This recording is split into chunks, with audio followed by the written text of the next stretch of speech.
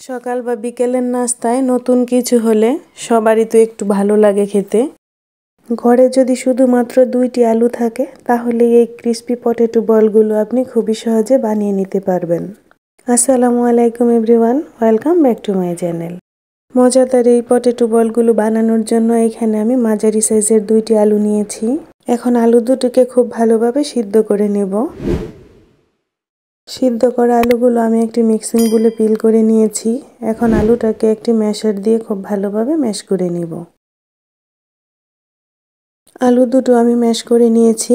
এখন এই আলুর সাথে অ্যাড করে দিব কিছু ধনিয়া পাতা কুচি, কিছু পেঁয়াজ কুচি এবং কিছু কাঁচামরিচ কুচি। আপনারা আলুর পরিমাণটা বুঝে পেঁয়াজ, কাঁচামরিচ ও ধনিয়া পাতা কুচি দিয়ে দিবেন। 2টা আলুর জন্য আমি এখানে 2টা কাঁচামরিচ কুচি, ছোট সাইজের একটা পেঁয়াজ কুচি এবং কিছু ধনিয়া কুচি দিয়েছি। এখন দিয়ে দিলাম স্বাদমতো লবণ এবং কিছু কালো গোলমরিচের গুঁড়া। এখন অ্যাড করলাম 2 টেবিল চামচ কর্নফ্লাওয়ার। 2টা আলুর জন্য আমি এখানে 2 টেবিল চামচ কর্নফ্লাওয়ার ব্যবহার করেছি। এখন আলুর সাথে সব কিছু খুব ভালোভাবে মিশিয়ে নিব। সবগুলো উপকরণ আমি আলুর সাথে খুব ভালোভাবে মিশিয়ে নিয়েছি। এখন নাস্তাগুলো তৈরি করব। তো আমি হাতে একটু ডো নিয়ে নিলাম।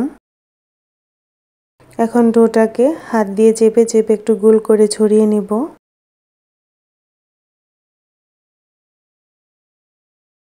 এখন এর মাঝখানে আমি কিছু মজারেলা চিজ দিয়ে দিলাম।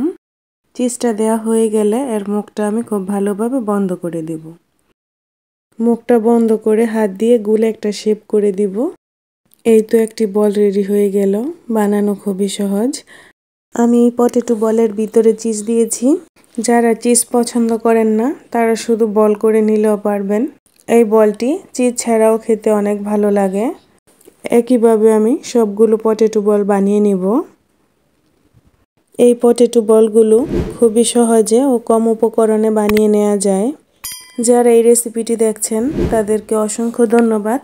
আর এই পর্যন্ত যদি রেসিপিটি ভালো লেগে থাকে তাহলে প্লিজ ভিডিওতে একটি লাইক করে দিবেন। তো একইভাবে আমি সবগুলো নাস্তা বানিয়ে নিয়েছি। এখন নাস্তাগুলোকে আমি ডুবো তেলে ভেজে নিব। তো চুলায় একটি প্যান বসিয়ে এর মধ্যে আমি পর্যাপ্ত পরিমাণ তেল দিয়ে দিলাম।